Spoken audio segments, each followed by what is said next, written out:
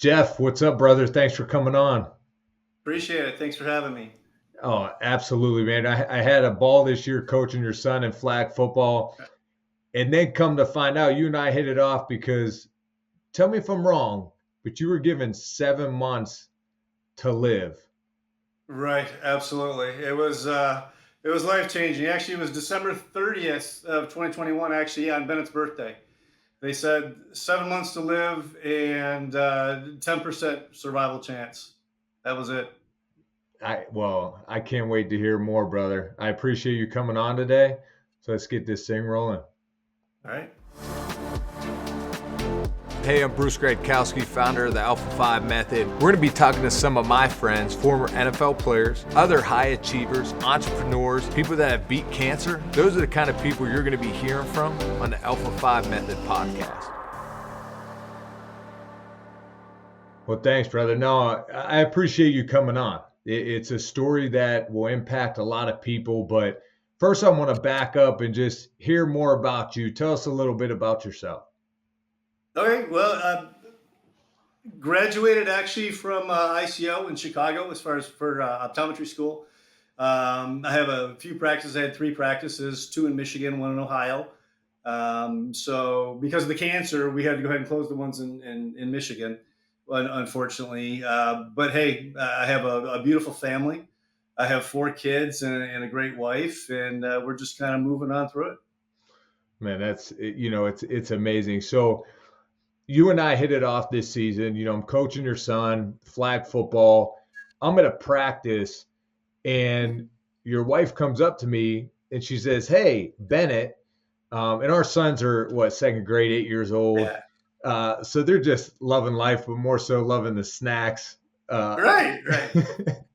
But your wife says, "Hey, just want to give you a heads up. Bennett won't make it to the playoffs." And I was pissed. I'm going to be honest. I'm like, Bennett's he's a tough player. I need him. Yeah.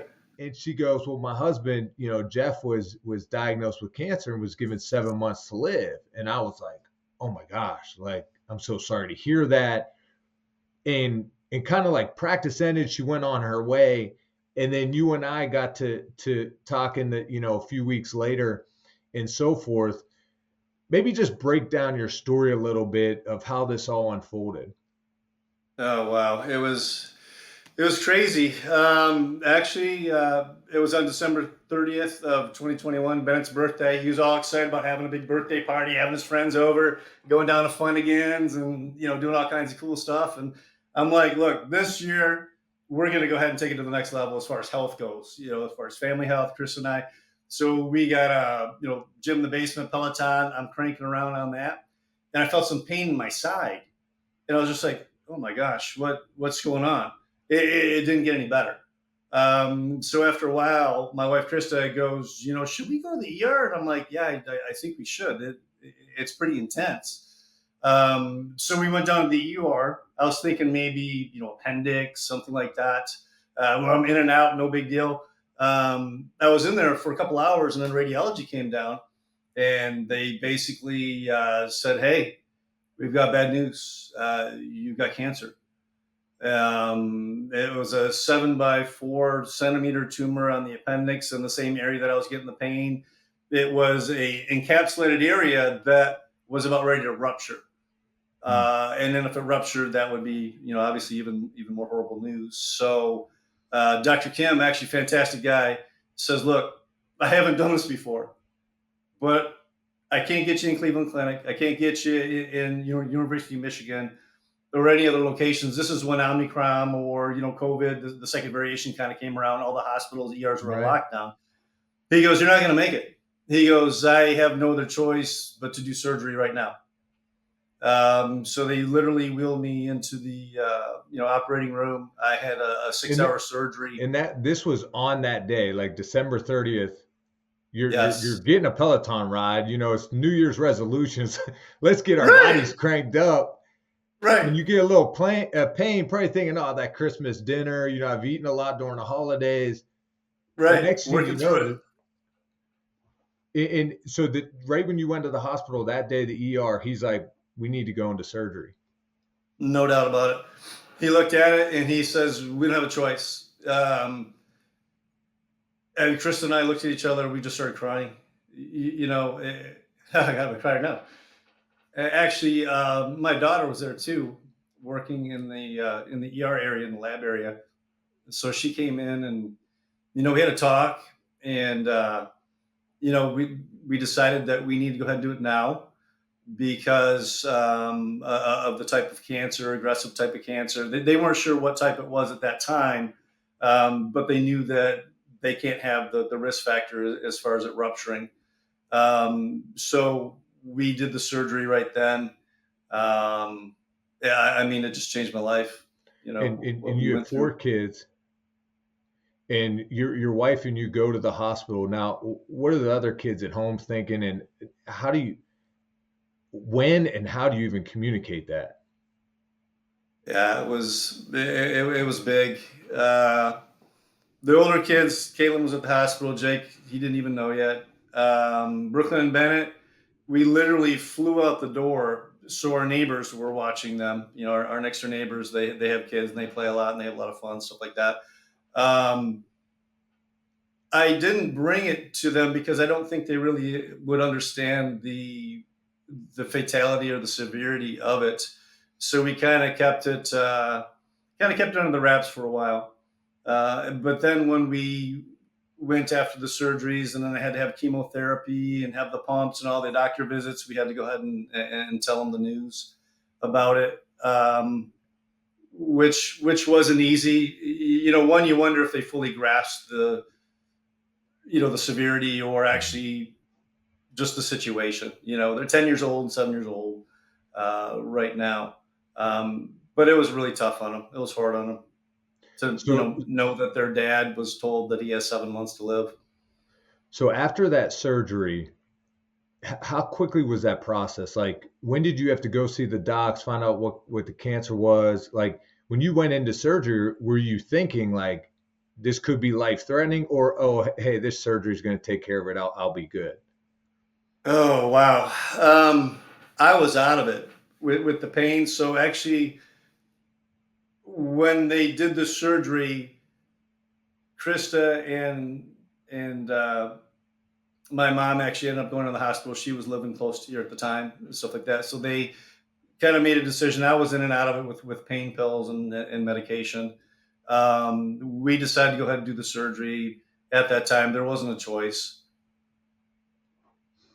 Uh, So when you talked to the doctors after that, what was the plan going forward? Like, did you have to stay in the hospital for a long period of time? Were you in and out for chemo? I mean, because I think of you, you're also an entrepreneur. So how many businesses did you own at this time? Three offices. Yeah, three practices that I had that I was trying to figure out what to do with at the same time. It's like everything kind of comes to, your world just kind of collides. And, I was just worried about my health at that time. Thank goodness I have, or had good doctors working for me, good staff, a good support system. But I was in the hospital for 5 days straight. I had an NG tube, with the surgeries, things like that. I couldn't eat, I couldn't drink. When I got out of the hospital, Dr. Kim sent me over to Dr. Joyce at Cleveland Clinic. And I believe he's one of the top two doctors in the country that actually deals with this type of cancer. So as soon as I got done with surgery, the next week I went to Cleveland Clinic. They did lab work, they did biopsies, things like that. They found out that it was a mucinous adenocarcinoma, which it isn't something that you can just kind of remove. It's kind of like jelly, and it sticks to all your tissues. So Hmm. by the time people usually have this and they're usually diagnosed, it's spread throughout their abdomen or body, and there's not a whole lot you can do. Um, so I was very fortunate that it was in that little area that was about to rupture to give me the symptoms or the pain to get in there and get it done. But what happened is the surgery here in Toledo, they couldn't remove it all. Um, there was a little area actually in the abdomen where it kind of tunneled in the abdominal wall. Hmm. So when I went to Cleveland Clinic, he goes, "Yeah, they did the biopsies. They found out what type of cancer it was. That's when they told me that I have 7 months and less than a 10% chance of survival. And they put me on systemic chemotherapy. The chemotherapy was a combination of 3 different medications. It was Folfox, oxyplatin, and 5-FU, and that's very common for people that have abdominal cancer, So, things like so that. explain systemic chemotherapy. What is that? Okay. Yeah. Since there was an open area, since the surgeon here, um, I mean, he did a 6-hour surgery all by himself.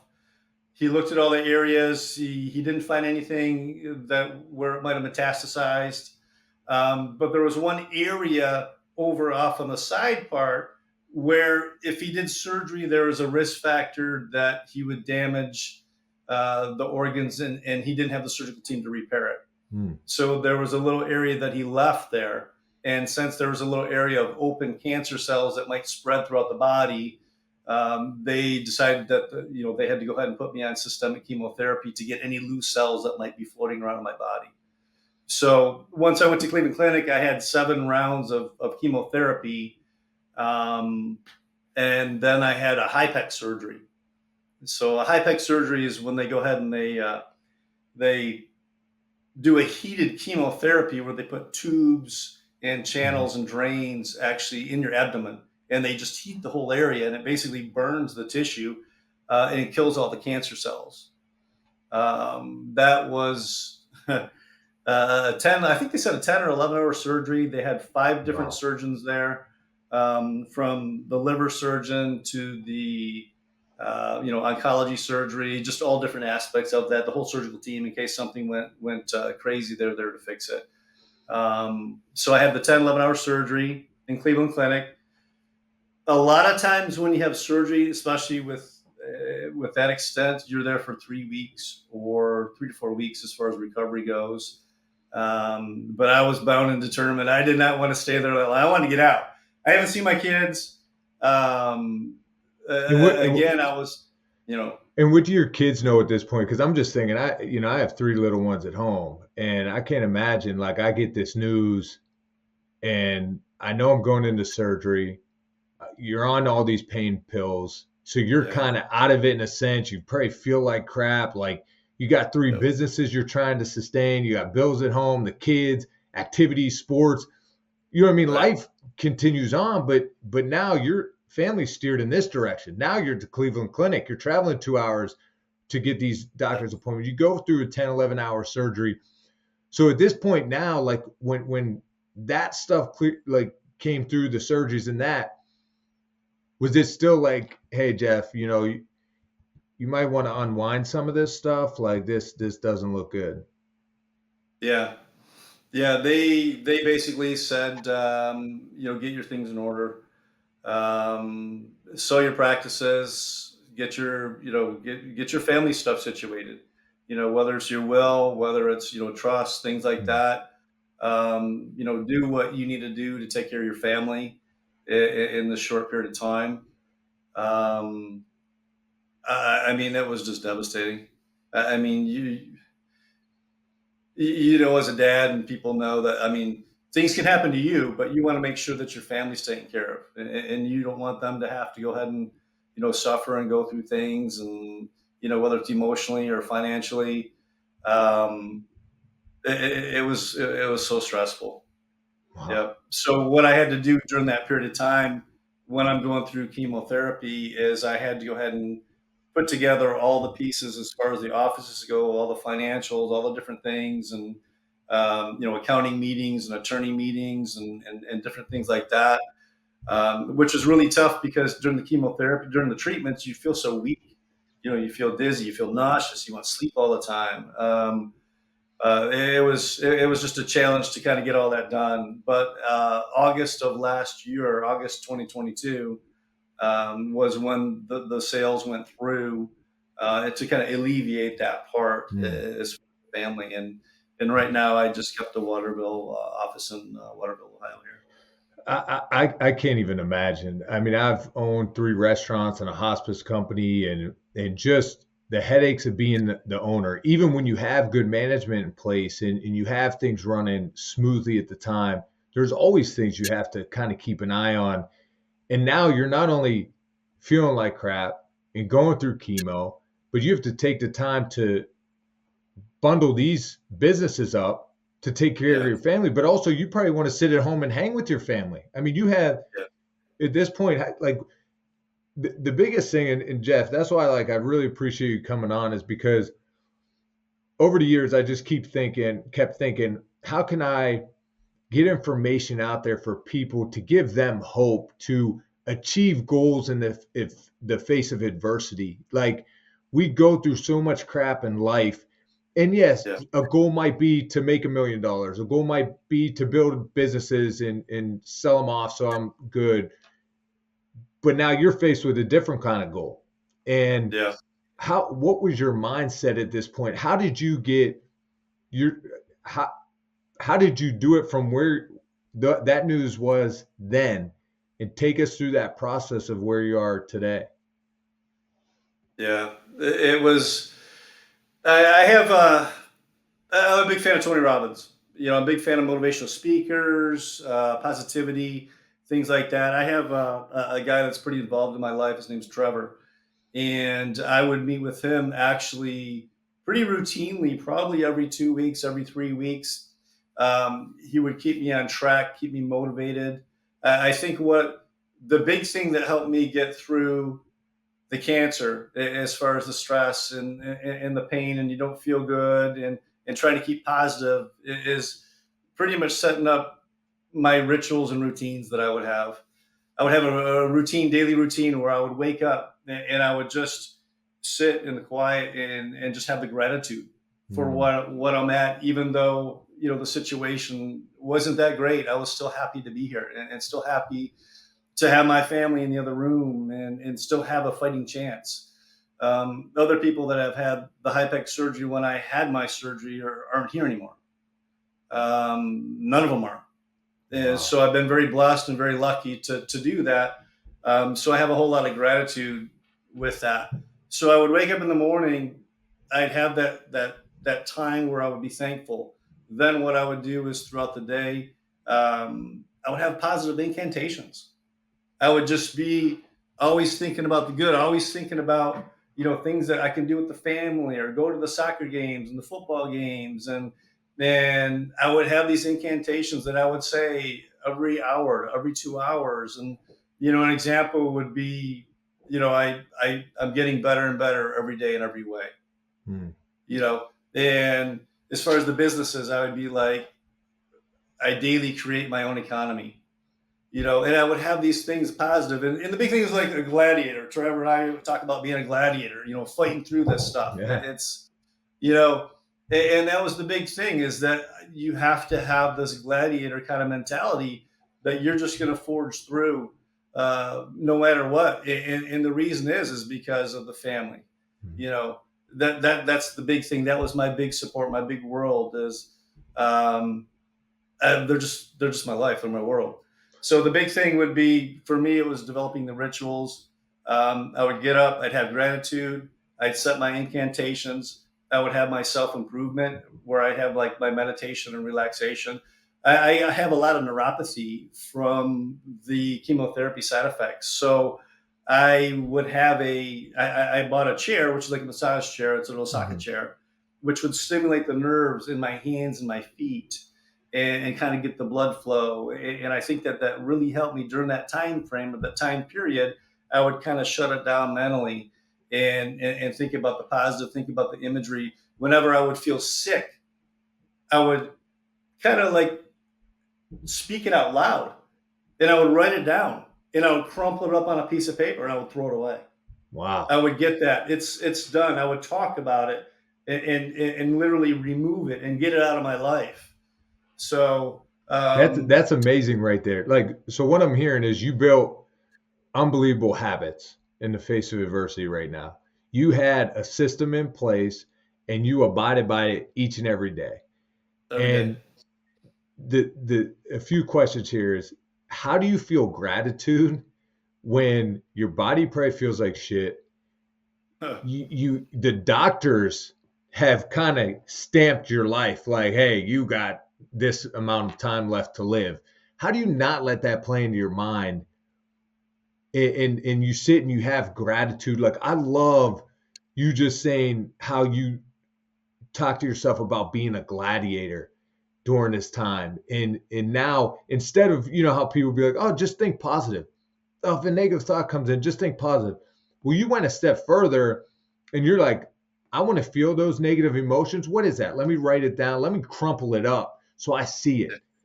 F this. Boom. Let me throw it away. Like, I love that. But the gratitude part, how do you feel that? How do you get your body? Because you and I talked about Dr. Joe Dispenza, right? Great book you sent me. I listened to all his stuff on YouTube. I've read some of his books. Unbelievable guy. He talks about your mind and your body. When that aligns, change happens. So how do you get your mind saying gratitude, but your body feeling it as well when you're in that state that you're in? Yeah, I believe in the positivity, and I've seen the self healing. I've seen it in other people, and when I focus on that, I don't focus on the things that are happening. I focus on the things that I want to happen, and all I see is success. All I see is the goal. All I see is where I want to be at the end. And once you build up that emotion or that feeling, once you actually feel it, you'll find a way to get there.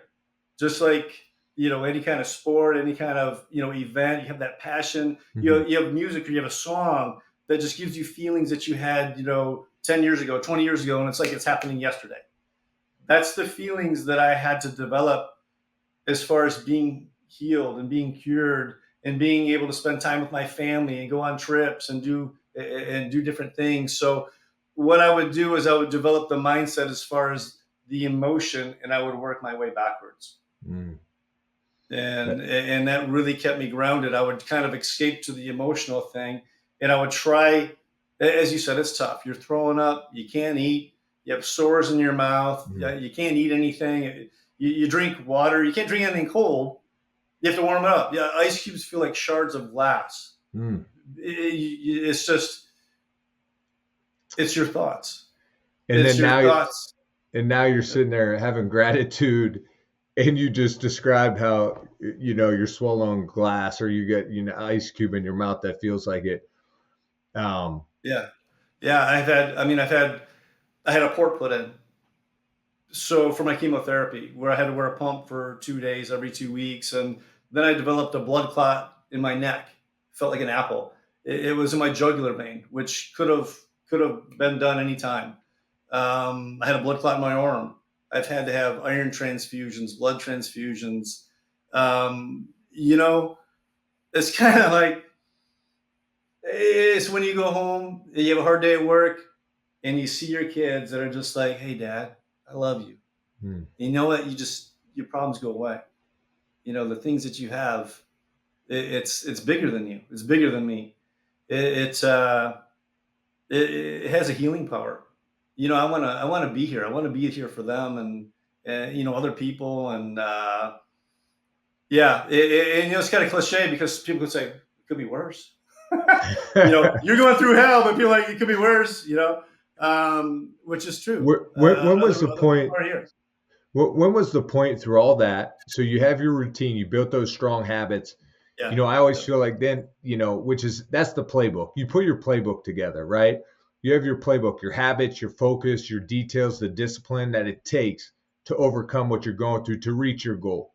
And before that, you had to lock in. You had to lock into what you were going through. Then you had your playbook.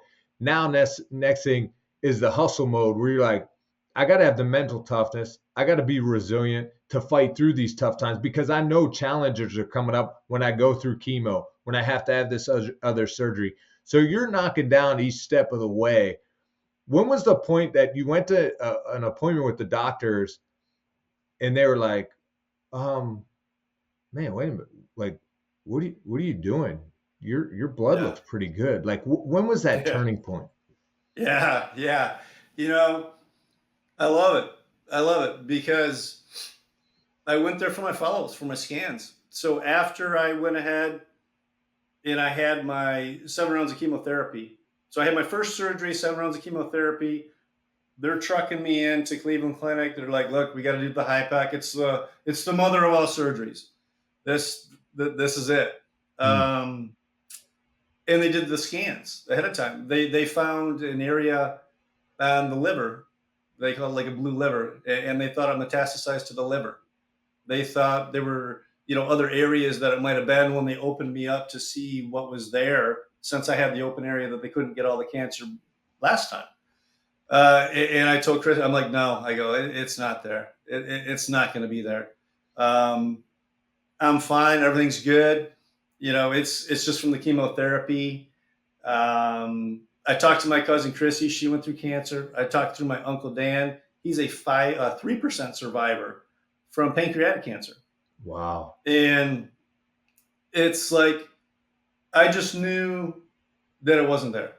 They did the surgery. They were astonished that it didn't metastasize all over the place. The liver area wasn't negative. They didn't find any other areas of cancer. I came back, had my scan after that with Dr. Joyce in Cleveland Clinic. And he was just like, kind of like what you said. He just kind of shook his head. He's just like, wow. He goes, a couple more clean scans and, maybe we can talk about, what it's like to be a survivor.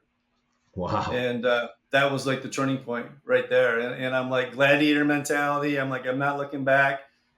I'm living my life. The big thing is that I did my routines. I had my positivity. Anything negative, I crumple it, I throw it away. In the morning and the evening, along with my dream board, because I would always think about the power of the subconscious mind. That 70% of your thoughts happen when you're subconscious, when you're sleeping in different areas. You don't even realize it. So to kind of keep that high level of positivity, that high level of healing, I would kind of have that feeling where I would flush all the illness out of my body. I would go ahead and kind of relax and meditate and just positively thinking of it all, just kind of pushing and just whoosh, washing away, just daily, just constantly. And then whenever you would have that little reminder, you're like, oh man, you get a little hiccup, you got to get rid of it right away. You can't let those negative feelings or those negative people just kind of, hold anchor to you. You got to keep going. So yeah, Cleveland Clinic, he was surprised. I had 2 scans there. They've both been clear. Thank God. Wow. That is just, it's amazing. It gives me the chills. When you're telling me that and the doctor can look at you and say, wow, like a couple more scans, we're going to talk about you as a survivor. I mean, just talk about, like, I just think of you and what you have gone through and how much you have probably built the confidence within yourself to overcome and achieve anything because of all this. In that moment, the doctor says, wow, now we could be talking about you being a survivor. You had to have felt the power, like you keep saying, of being a gladiator. I mean, you're knocking down this thing day in and day and night, day in, day out. And now you're like, you leave that appointment, you're like, yes, let's keep going. You probably had that rejuvenation, another sense of like purpose and energy. And, it's just awesome. It's just like you're getting infused with this breath of life. It's just invigorating. And I have the passion. Even today, I have a couple things, like I said, as far as developing rituals and routines. The other one is immersing yourself in the normal life. The big thing is that it got to me a little bit. It gets to everybody a little bit. Every time, you got to challenge yourself. And every now and then, you feel a little soft spot, a little weak spot. And, the kids have their games in the winter. It's super cold up here. You know that. And we're in the dome. It's 50 degrees. You go in there and you feel like ice bricks all over. And Krista looks at me and she goes, let's go. The more normal life that you can do, just doing your normal daily thing and not thinking about it, trying to let it affect your normal life as little as possible is so key, is so crucial. Just chug through it, and you're going to have those tests, and you're going to have those thoughts, and you're going to have those sick feelings, but you just keep going. So the big thing was my morning and evening rituals, and then during the day. The other one was I was trying to keep normal life, which was enforced by my kids, and you know how feisty they are. And their routines and their sports and school and homework. Yep. Yep. You know, And then the the power of positivity. Um, During every day, I had an area where I would do self improvement. I mm, would do manifestation. I would listen to positive music. I'd listen to positive audiobooks. I would listen to the power of the subconscious mind. Different things to kind of keep that momentum going. Once you get some momentum, you don't want it to stop. mm. Once you start feeling good, you don't want it to stop. You want that desire. You want to keep going through. And anything else, you just kind of want to swat away. You're just like, no, I'm not going to believe that. You know, uh, people are amazed and they're just waiting. They're waiting for something to happen to me, and I'm like, no, nothing's going to happen. I'm good. Uh, It's not going to happen. Miracles happen. mm. Miracles happen. They happen all the time. And why can't they happen for me? Amen. Absolutely. And I mean, what I hear you saying of just your passion of what you were dealing with, your passion to go after the goal you wanted, your vision that you had. You set the right habits and focus and details and discipline to what you needed to do. And then you endured and persevered, and you had mental toughness and resilient during those tough times. And then I continue to hear you say about just your gratitude and the positivity.